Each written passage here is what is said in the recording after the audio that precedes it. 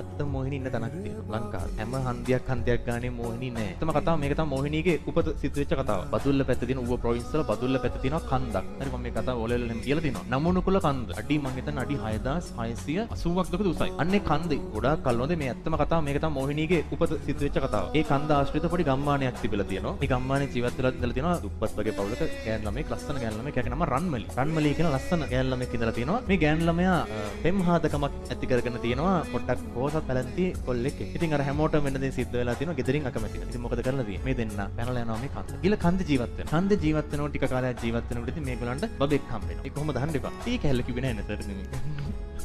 ඒක ඕනේ ඉන්න කොහොමද හම්බුණා. දරුවෙක් හම්බ වෙන පොඩි බබෙක් හම්බ වෙන දැන් චොටි බබා. ටිකක් කල් ඔහම කාලය ගත වෙනකොට මේ කොල්ලටයි මේ හස්බන්ඩ්ටයි මේ පොඩි ළමයාටයි උණ හැදෙනවා. ඒ කියන්නේ කැලෑ උණ කියලා කියන නමක් කමක් නැහැ. නිකන් වෛරස් උණක් හැදෙනවා. බෙහෙත් ජාතිත් හොයාගන්න නැහැ. හැබැයි රන්මලිට මේ ලෙඩේ හැදෙන්නේ නැහැ. මෙයා මොකද කරන්නේ? කන්ද මුදුනට යනවා බෙහෙත් ඖෂධ අරගෙන එන්න. බෙහෙත් පැලට මොනවද අරගෙන කසාය හදලා දෙන්න මොකක් හරි දෙයකට බෙහෙත් පැල හොයාගෙන එන්න කියලා මෙයා යනවා. අදටත් මේ නමුනුකුල කන්ද ආශ්‍රිතව ඉන්න ලොකු ගෝන්නු. අන්තට්ටු තියෙන ගෝන්නු ඉන්නවා. මේ ගෝනෙක් ඇවිල්ලා මේ ගුහාවට අර පොඩි ළමයාවයි අර කොල්ලවයි ඇනලා පාගලා මරලා දානවා. රන්මලි මේ මුකුත් දන්නේ නැහැ. එයා බෙහෙත් පැලෙම ඔක්කොම අරගෙන ආපහු ගුහාවට එනවා. එනකොට මෙයා දකින්නවා කොම උස්සලා දාලා ගිහින් බලනවා යාගේ සාම්පුරුෂයා ළඟට ඇනලා මරලා. පොඩි ළමයා ගාවට ගිහින් බලනවා ඌවත් පාගලා මරලා. ඊට පස්සේ එයා ආපු දුකට මේ චූටි ළමයාවත් අතට අරගෙන මේ අඩි 6680ක් උඩ කන්ද මුදුනට ගිහිල්ලා ඉතින් පහළට පැනලා සීදී නසා. ඒ සීදී නසා ගන්න වෙලාවේ යාගේ හිතට ඇවිල්ලා තියෙන හැඟීමක්. අපිට මේ දේ සිද්ධ වුණේ අර ගමේ මිනිස්සු අපට විරුද්ධ වෙච්ච ඉඳ කියලා සියලුම මිනිස්සු ගැන වෛරයක් බැඳගෙන තමයි මෙතනින් පහළට පැනලා. අදට ඒ ආත්මය අර ළමයාවත් වඩාගෙන මේ කන්ද ආශ්‍රිතව සැරිසත්. ඒක ඇත්ත කතාවක්. මේ කන්ද යනවා ඒ කැම්පින් වලට මේ කන්දට යනවා නමුනුකුල කන්දට කැම්පින් කරන්න යනවා.